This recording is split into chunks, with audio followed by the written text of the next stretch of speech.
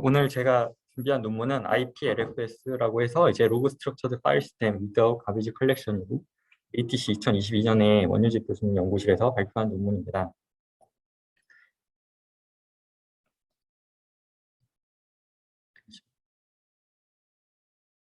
네, 그래서 콘텐츠로는 백그라운드에 대해서 간단하게 얘기를 하고 이제 이 논문의 인사이트 그리고 그 인피니트 파티션을 위한 파일 시스템과 FTL 매핑 테이블에 대해서 말씀드리고 평가 결과와 결론으로 마무리하도록 하겠습니다.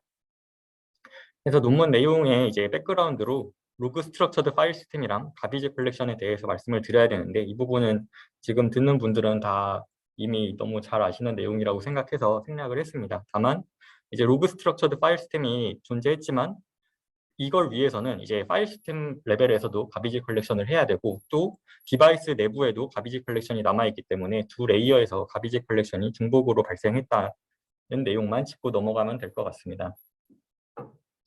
그래서 바로 넘어가면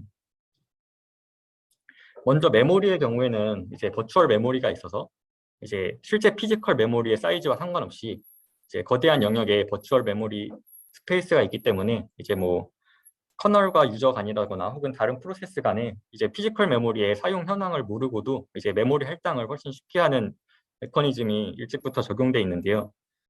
한편으로 생각해보면 스토리지의 경우에도 이제 피지컬 스토리지의 사이즈와 상관없이 로지컬 파티션을 버추얼리 이제 크게 잡으면 이러한 공간 할당에 있어서 훨씬 더 문제가 단순해질 수 있다는 인사이트가 있습니다. 그리고 스토리지의 경우에는 한 가지가 더 있는데 이제 플래시 스토리지의 경우에는 이제 EW 사이클에 의해서 수명이 제한이 되기 때문에 피지컬 스토리지 사이즈와 EW 사이클을 계산했을 때 이것보다 훨씬 더 큰 사이즈의 로지컬 파티션 사이즈를 제공할 수 있으면은 이제 이 스토리지의 수명 동안 가비지 컬렉션을 한 번도 수행하지 않고도 이 스토리지를 사용할 수가 있게 됩니다. 이걸 위해서 한 가지 더 인사이트가 필요한데 이제 이 거대한 LBA 스페이스 안에서 밸리드 데이터가 존재한다고 할 때 새로운 데이터를 LFS 매너로 계속 어펜드를 한다고 하면은 기존 데이터들 중에는 이제 디스카드 되는 데이터들이 존재할 겁니다. 근데 시간이 계속 경과함에 따라서 데이터들은 오른쪽으로 계속 어펜드가 되고 이전의 데이터들은 점점 디스카드가 되다 보면은 결국은 데이터가 존재하는 레인지가 어느 정도 제한이 된다는 것을 예상할 수 있습니다. 그래서 LBA 스페이스가 이렇게 아주 크다고 할 때 이 중에서 현재 특정 시점에 사용되는 LBA의 공간은 어느 정도 한정적일 것으로 예상을 할 수가 있습니다. 물론 이 스페이스 안에서도 중간중간에 디스카드된 영역들이 있겠지만 일정 어드레스 이하의 영역은 전부 디스카드돼서 사용하지 않는 영역이 된다는 것을 예상할 수가 있습니다. 그래서 이러한 배경하에서 이제 그 버추얼한 인피니트 파티션을 이 논문에서 제안을 했는데요. 이걸 위해서 이제 말씀드렸듯이 파일 시스템과 FTL 매핑 테이블 각각에 대해서 변경 사항들을 적용을 했고 먼저 파일 시스템에 대해서 말씀드리도록 하겠습니다. 이 논문에서 이제 기반으로 삼은 것은 F2FS 파일 시스템이고요. F2FS의 이제 메타데이터들을 살펴보면은 크게 세 가지로 볼 수가 있습니다. 그래서 블록 빈맵, 그리고 리버스 매핑, 그리고 파일 인덱스가 필요한데요. 각각이 이제 F2FS에서는 이제 SIT와 SSA, 그리고 NAT에 대응이 되는 거고요. 그래서 이렇게 세 가지의 메타데이터가 필요한데 이것들의 사이즈를 생각해보면 이제 2의 64승의 파티션을 위해서는 512 페타바이트나 8 엑사바이트 정도의 그 감당할 수 없는 사이즈의 메타데이터 공간을 필요로 할. 그래서 이 부분들이 이제 문제가 될 텐데 한편으로 생각해 보면은 각각의 메타데이터의 용도를 생각해 보면 이 SSA 리버스 맵의 경우에는 순전히 가비지 컬렉션을만을 위해서 관리해야 하는 메타데이터이고 블록 빈맵의 경우에도 가비지 컬렉션의 경우에 사용하고 또 한 가지는 이제 디스카드 명령을 어디에 내려야 될지를 판단할 때 이제 더티한 SIT 엔트리들을 스캔해서 디스카드를 내리게 되는데요. 여기서 제한하는 이제 파일 시스템의 경우에는 가비지 컬렉션을 하지 않는 것을 목표로 했으니까 가비지 컬렉션이 없다고 치면은 이제 디스카드만 별도로 해결을 하면 블럭 빈맵과 리버스 맵을 사용하지 않는 파일 시스템을 만들 수 있다는 얘기가 됩니다.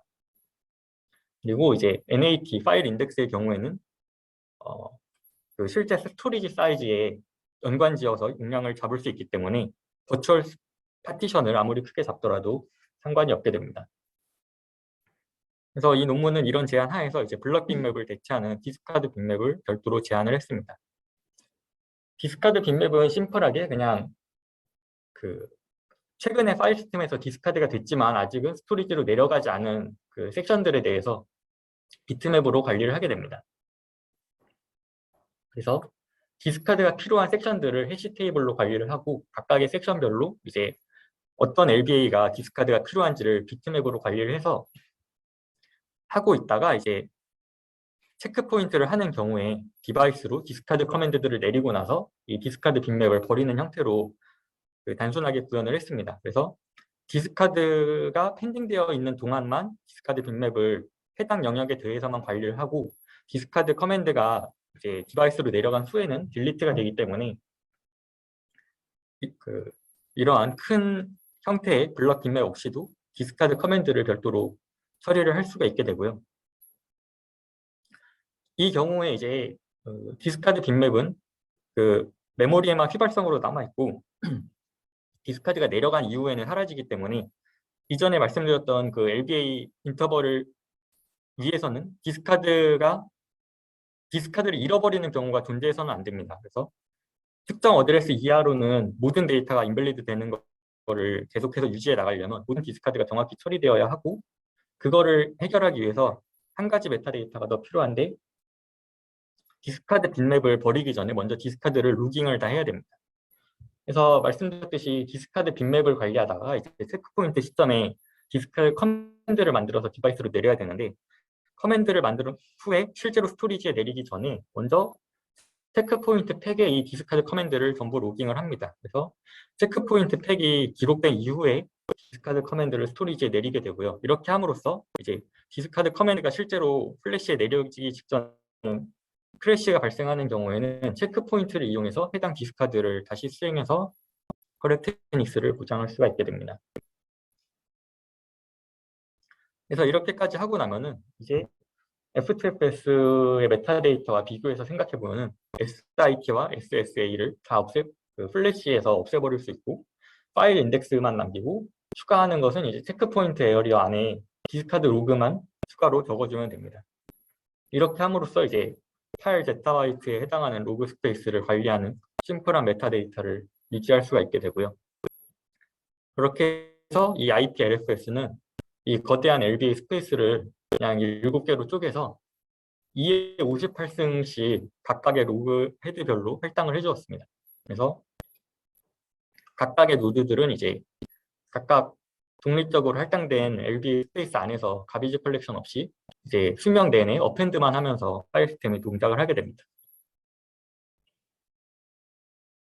그래서 이제 버추얼 파티션을 지원하는 스토리지 위에서 이러한 파일 시스템이 동작을 할 수가 있게 되는데 이걸 위해서는 스토리지 역시 이 버추얼 파티션을 지원을 해야 됩니다. 이것을 스토리지가 어떻게 할 수 있는지에 대해서 이제 논문의 두 번째 장이 있는데요. 기존의 경우에는 이제 스토리지의 사이즈에 맞춰서 파일 시스템 파티션도 존재를 했기 때문에 이 매핑 테이블의 사이즈가 한정적이었습니다. 하지만 IPLFS를 위한 스토리지는 그 8엑사바이트에 해당하는 매핑 테이블이 필요하기 때문에 이거를 기존의 페이지 매핑이나 뭐 조금 줄여서 블럭 매핑이나 슈퍼블럭 매핑을 사용한다고 해도 감당할 수 있는 크기의 페이지 매핑 테이블이 아닌 거대한 크기의 페이지 매핑 테이블이 필요하게 됩니다. 그래서 기존의 매핑 방식들은 사용을 할 수가 없게 되고요.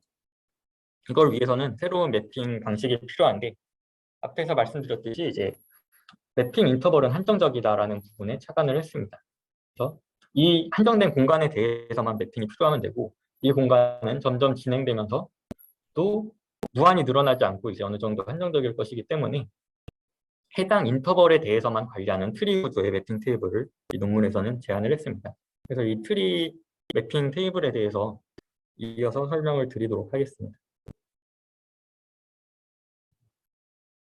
이 논문에서는 이제 인터벌 매핑이라고 제안을 했고, 뭐 인터벌 트리에서 영감을 받았다고 하는데, 그 하이트가 3인 이제 고정 크기의 트리로 구현을 했습니다. 그래서 루트 노드가 있고, 루트 노드 밑에 인터널 노드는 이제 존 노드라고 부르고 그 밑에는 무조건 리프 노드가 존재해서 맵 노드라고 부릅니다. 그래서 세 가지 타입의 노드가 있고 각각 다른 형태로 그 차일드 노드나 이제 데이터를 관리를 하게 됩니다.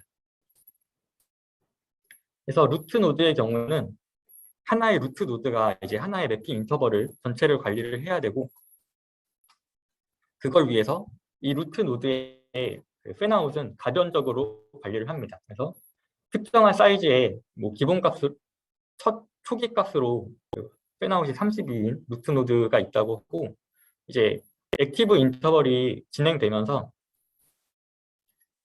수리 기간이 얼마 남지 않았을 때 이제 루트 노드를 새로 생성해야 될 텐데요. 루트 노드를 새로 생성할 때 현재 실제로 사용되고 있는 액티브 인터벌의 사이즈를 보고 해당 액티브 인터벌의 2배로 팬아웃을 늘려서 다시 매핑 인터벌을 잡게 됩니다.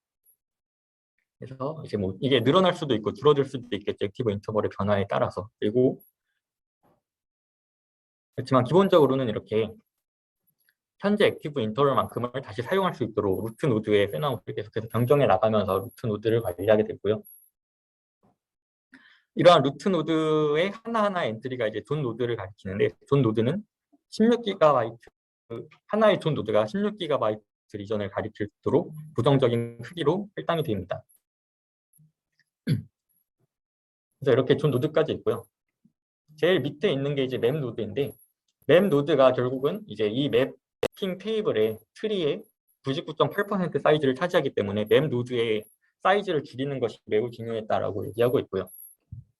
그래서 맵 노드 역시 이제 중간중간에 디스카드가 되는 부분에 착안을 해서 맵핑 노드의 사이즈를 줄였는데 결국은 특정한 LBA 스페이스가 있다고 할 때 하나의 맵 노드가 관리해야 되는 LBA 스페이스가 있다고 할 때 이제 이 밸리드와 인밸리드의 빅맵은 완전히 랜덤하다기보다는 일반적으로 이렇게 블럭 단위로 큰 덩어리로 이루어질 것입니다. 그래서 밸리드한 덩어리, 어드레스 영역이 있고 또 인밸리드한 영역이 연속될 거고 이런 식으로 스페이스가 존재할 것이기 때문에 기본적인 컨셉은 이제 밸리드한 매핑에 대해서만 매핑 엔트리를 실제로 관리할 수 있도록 하자는 게 이 맵노드의 컨셉입니다. 그래서 어떻게 해서 디스카드된 인밸리드한 영역의 매핑을 공간을 사용하지 않을 수 있는지를 살펴보면은 초기 값으로는 이제 해당 LBA 스페이스 전체가 이제 밸리드하게 엔트리가 필요한 영역이 될 거고요. 이 경우에 이제 맵 노드에서는 하나의 리전 디렉토리를 둬서 이 리전의 시작 주소가 몇이고 거기서부터 이제 L2P 데이터가 뭔지를 연속적으로 쭉 페이지 매핑과 비슷하게 그냥 유지를 하게 됩니다. 그래서 페이지 매핑 테이블이 이만큼이 잘려져 있다고 보시면 되고 해당 페이지 매핑 테이블의 시작 주소를 앞에 헤더로 적어주는 거고요. 하지만 이제 이 파일 시스템이 사용이 되다가 보면은 파일 사이에 인밸리드한 디스카드된 데이터 영역들이 존재를 하게 될 겁니다. 이렇게 되다 보면은 이제 해당 매핑 테이블의 이제 이피시언시가 점점 줄어들게 될 거고 그래서 매핑 테이블에 필요 없는 공간들이 낭비되는 공간들이 점점 늘어나다 보면은 이제 이 매핑 테이블을 컴팩션하는 필요성이 생기게 됩니다. 그래서 해당 맵 노드를 컴팩션 해야 된다라고 판단을 했을 때 해당 맵 노드에서 이제 인밸리드된 홀 중에 제일 작은 홀의 크기에 맞춰서 이 맵 노드를 리전을 나누게 됩니다. 그래서 이 그림에서는 지금 제일 작은 홀이 5개의 LBA가 인밸리드 되어 있는 홀이 존재하기 때문에 이 리전 맵 노드 전체를 5개의 LBA씩 쪼개서 리전을 4개로 쪼개게 되고요. 그렇게 되면 이제 4개의 리전이 존재하게 되는데 이러면 이제 4개의 리전별로 페이지 매핑을 결국은 쪼갠다고 보시면 됩니다. 그래서 첫 번째 리전의 경우에는 시작 LBA 주소가 뭐고 거기에 대해서 페이지 맵이 2개가 필요할 거고요. 두 번째 LBA도 마찬가지로 페이지 맵이 2개가 필요할 거고 이제 리전 2번을 보시면 해당 리전의 모든 데이터가 다 인밸리드가 되어 있잖아요. 그런 경우에는 이제 리전 디렉토리를 널로 유지해서 실제 리전 매핑이 필요 없는 상황이 되게 됩니다.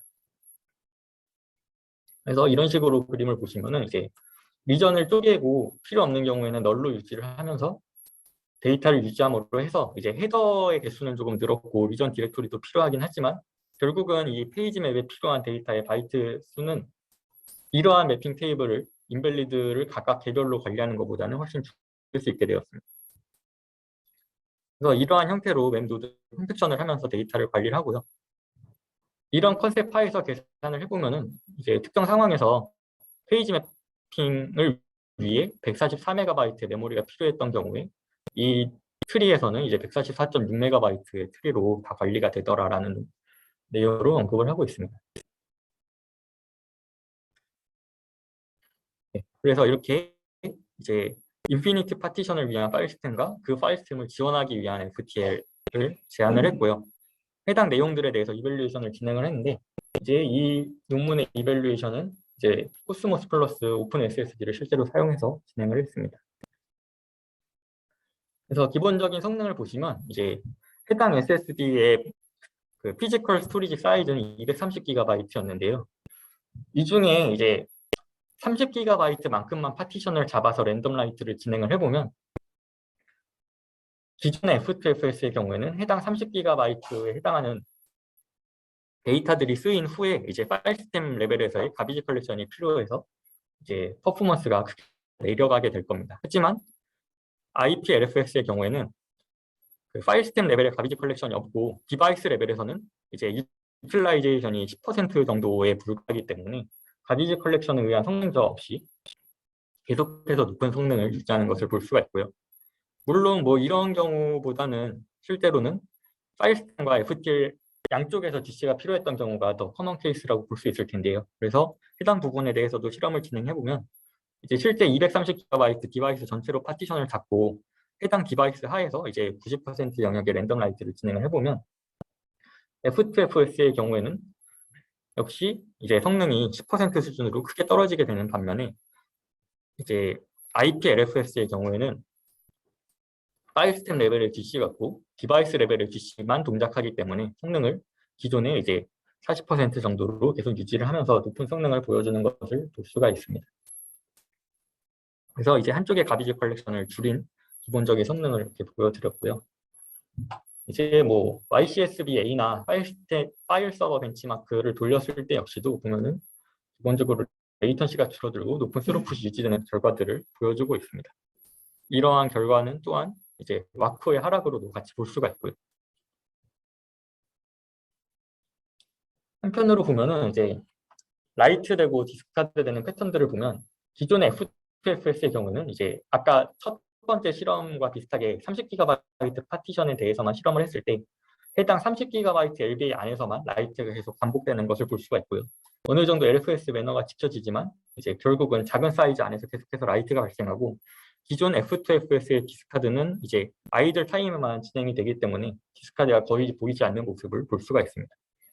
반면에 IPLFS의 경우에는 이제 라이트가 계속해서 업앤드 올리로 진행이 되고 디스카드 역시 계속 액티브하게 발생을 하는 것을 볼 수가 있습니다. 이 IPLFS의 성능을 위해서는 디스카드가 중요하기 때문에 이 논문에서는 이제 디스카드가 IO가 존재하더라도 계속해서 일정 양을 처리하도록 구현이 됐고요. 그래서 디스카드가 계속 따라 올라가면서 결국은 그 액티브 인터벌을 계속 밀어 올리는 모습을 볼 수가 있고요. 아래쪽에 이제 메타데이터의 경우에는 인플레이스 업데이트로 FTFS와 기존 형태와 마찬가지로 놔두었기 때문에 이제 아래쪽에 메타데이터에 대해서만 라이트가 계속 발생하는 것을 볼 수가 있습니다. 네. 그리고 이제 이러한 매핑 테이블을 위해서 디바이스의 매핑 테이블에서는 결국은 오버헤드가 추가될 수밖에 없습니다.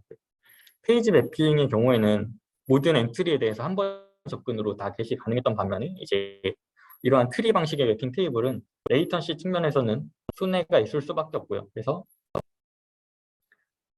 페이지 매핑에 비해서 인터벌 매핑의 경우에 이제 레이턴시가 뭐 게시나 셈 모두 두세 배가 증가하는 모습을 볼 수가 있지만 이것들을 이제 결국은 전체 IO에 대비해서 보면은 거의 눈에 띄지 않는 성능 저하라고 에서는 주장하고 있습니다.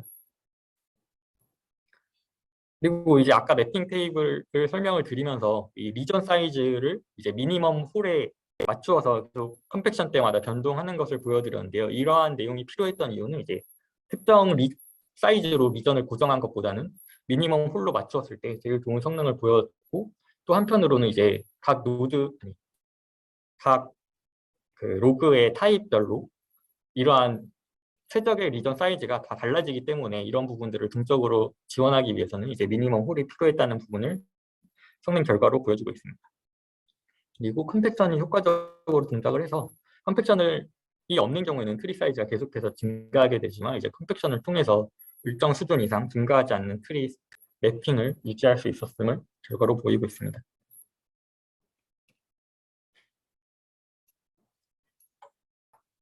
네, 그래서 결론적으로 이제 LFS의 경우에는 디스크와 동일한 사이즈의 로지컬 파티션을 사용하는 것이 이제 가비지 컬렉션의